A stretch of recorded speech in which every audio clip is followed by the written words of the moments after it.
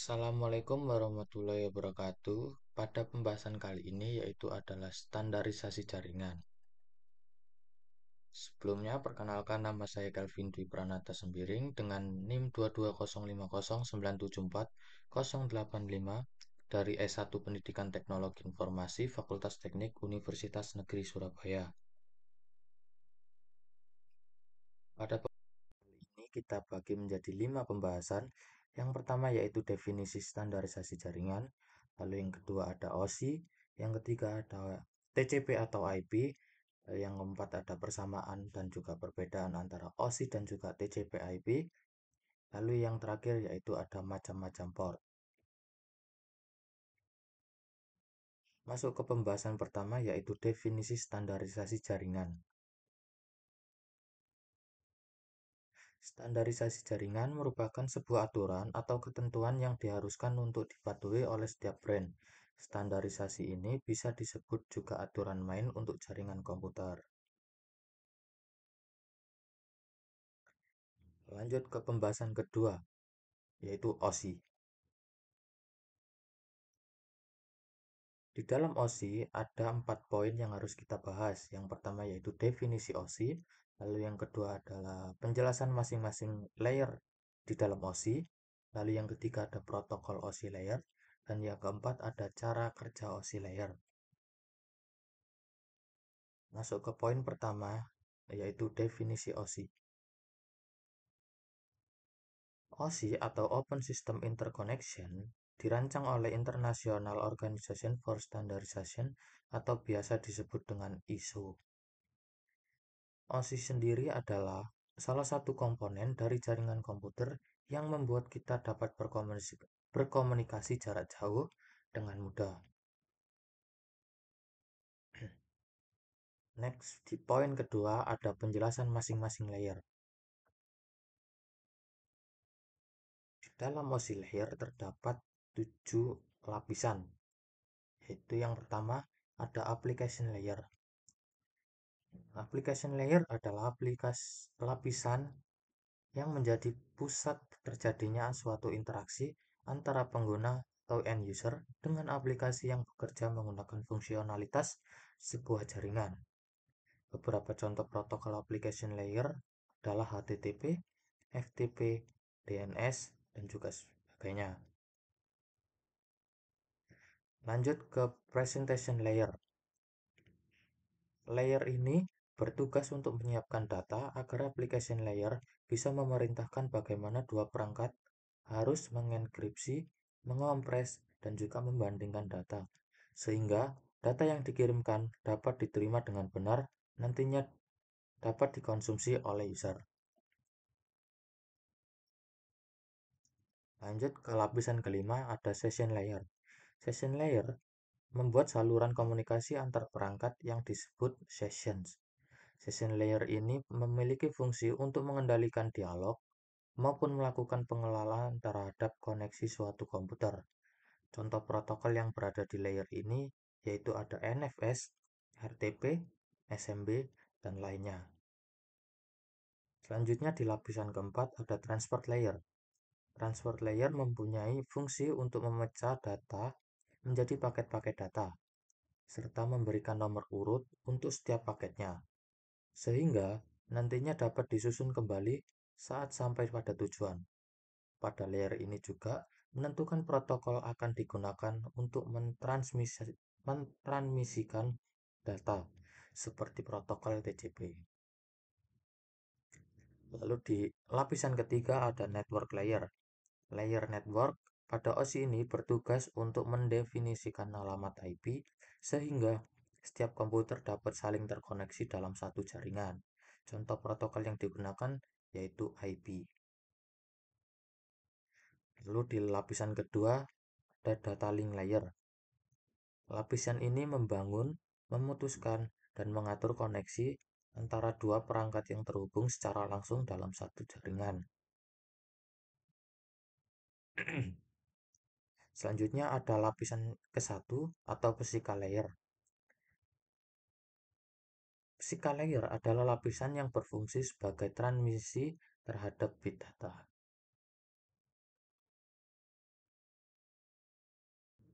Lanjut ke poin ketiga, yaitu protokol OSI layer. Di application layer terdapat 9 protokol. Yang pertama yaitu HTTP, lalu yang kedua ada FTP, yang ketiga ada NFS, yang keempat ada DNS, yang kelima POP3, yang keenam MIME, yang ketujuh SMB, yang kedelapan NNTP, dan yang kesembilan ada DHCP.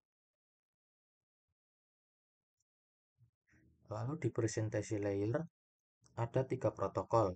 Yang pertama yaitu Telnet, yang kedua SMTP, dan yang ketiga ada SNMP.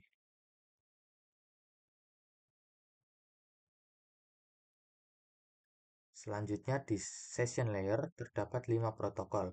Yang pertama yaitu NetBIOS, yang kedua ada NetBEUI atau NetBIOS Extended User Interface, lalu yang ketiga ada ADSP, yang keempat ada PAP atau Printer Access Protocol, yang kelima ada SPDU atau Session Protocol Data Unit. Selanjutnya di transport layer terdapat 2 protokol. Yang pertama yaitu TCP atau Transmission Control Protocol, lalu yang kedua ada UDP atau User Datagram Protocol.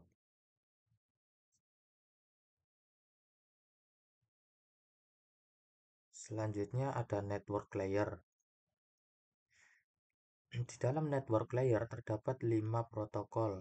Yang pertama yaitu IP atau Internet Working Protocol, lalu yang kedua ada ARP, yang ketiga ada RARP atau RARP, yang keempat ada ICMP, dan yang kelima ada IGMP. Selanjutnya di data link layer terdapat 2 protokol. Yang pertama yaitu PPP atau Point to Point Protocol, dan yang kedua SLIP atau Serial Line Internet Protocol. Sedangkan di layer terakhir atau physical layer yaitu tidak mempunyai protokol yang spesifik karena pada layer ini hanya mengirimkan bit-bit data. Selanjutnya di poin terakhir yaitu cara kerja OSI layer. Kita ambil contoh saat kita hendak mengirim sebuah email ke komputer lain. Di application layer akan mengirim data ke komputer lain. Selanjutnya di presentation layer akan melakukan konversi email menjadi format jaringan. Selanjutnya di session layer membentuk sesi perjalanan data sampai proses pengiriman selesai dilaksanakan.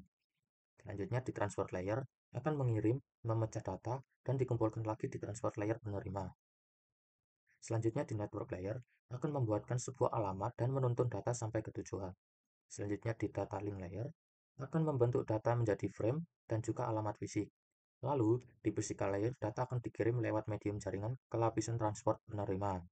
Setelahnya, alur berbalik dari physical layer ke application layer pada komputer penerima.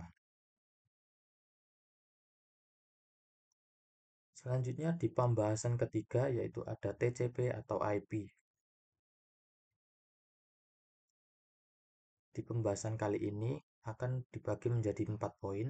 Yang pertama yaitu definisi TCP atau IP, lalu yang kedua ada model TCP atau IP, yang ketiga ada cara kerja, dan yang keempat ada perbedaan antara TCP dan juga UDP. Masuk ke poin pertama yaitu definisi TCP atau IP. TCP atau IP adalah singkatan dari Transmission Control Protocol atau Internet Protocol yang merupakan rangkaian protokol komunikasi dan digunakan untuk menghubungkan perangkat jaringan di internet.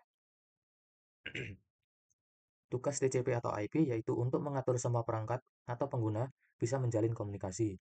Sesuai namanya, terdapat dua buah protokol yang digunakan TCP atau IP, yaitu protokol TCP dan juga protokol IP. Lanjut ke poin kedua, ada model TCP atau IP. Berbeda dengan model OSI layer, di model TCP atau IP ini hanya dibagi menjadi 4 layer. Yang pertama yaitu application layer, adalah lapisan paling atas dalam TCP atau IP model. Lapisan application ini bertanggung jawab untuk komunikasi node to node dan mengontrol spesifikasi antarmuka pengguna. Beberapa protokol yang ada pada lapisan ini adalah HTTP, HTTPS, TLS, DNS, dan sebagainya. Selanjutnya ada transport layer. Transport layer berfungsi untuk memastikan setiap komunikasi dalam jaringan berjalan lancar. Transport layer berada satu tingkat di atas lapisan aplikasi dengan dua protokol utama, yaitu TCP dan juga UDP. Selanjutnya ada network layer. Network layer merupakan proses di mana setiap perangkat komputer diberikan identitas berupa IP address. Pemberian IP address berperan sebagai alamat yang berguna untuk mengoneksikan sejumlah perangkat dalam jaringan. Yang terakhir ada physical layer. Physical layer sering juga disebut sebagai network interface layer atau data link layer. Lapisan ini merupakan lapisan berbawah dari TCP atau IP model dan bertugas mencari pengalamatan perangkat keras dan protokol yang memungkinkan transmisi fisik data. Selanjutnya di poin ketiga ada cara kerja TCP atau IP. Cara kerja TCP atau IP melalui tiga cara. Yang pertama yaitu memecah data menjadi paket kecil. Yang kedua, paket akan dikirimkan melalui router. Dan yang terakhir, atau ketiga, paket akan berhasil dikirim ke tujuan. Selanjutnya di poin terakhir atau poin keempat, perbedaan TCP dan juga UDP. Di TCP, pada perbedaan pertama, TCP beroperasi berdasarkan konsep koneksi, sedangkan UDP tidak berdasarkan konsep koneksi. Lalu yang kedua, TCP merupakan jaringan pengiriman penerimaan data akan reliable dan teratur, sedangkan di UDP tidak ada jaminan bahwa pengiriman dan penerimaan data akan reliable dan teratur.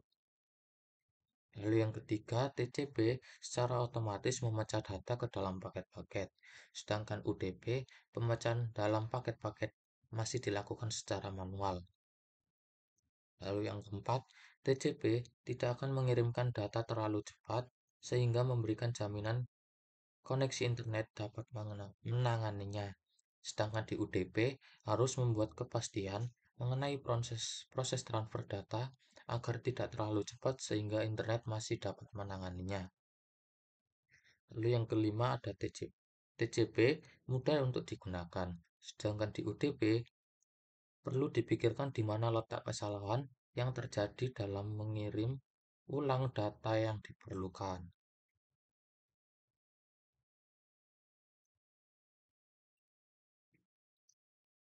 Di pembahasan keempat, yaitu ada persamaan dan juga perbedaan antara OSI dan juga TCP atau IP.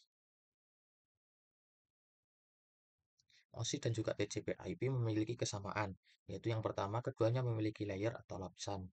Yang kedua, mempunyai transport dan juga network layer yang bisa diperbandingkan.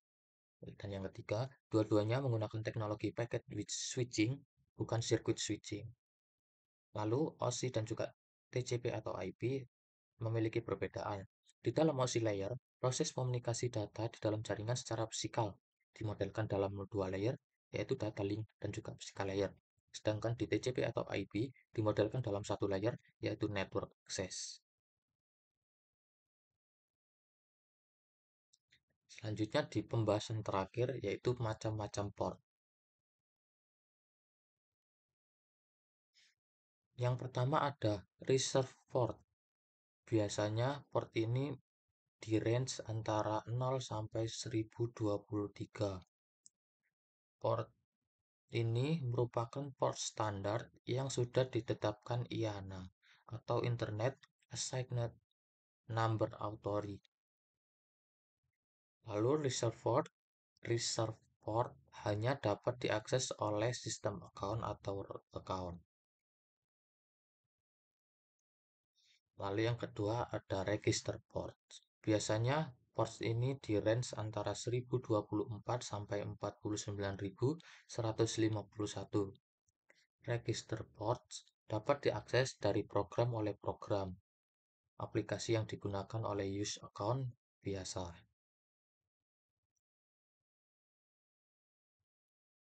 Dan yang terakhir ada dynamic atau private port. Biasanya port ini di range antara 49.152 sampai 65.535. Private port biasanya untuk penggunaan lokal, pribadi atau sementara, menyerahkannya kepada komputer host dan perangkat lunak aplikasi untuk menentukan bagaimana dan kapan menggunakan port ini. Mungkin cukup sekian pembahasan pada kali ini mengenai standarisasi jaringan. Apabila ada salah kata, mohon maaf. Wabillahi taufik walhidayah. Wassalamualaikum warahmatullahi wabarakatuh.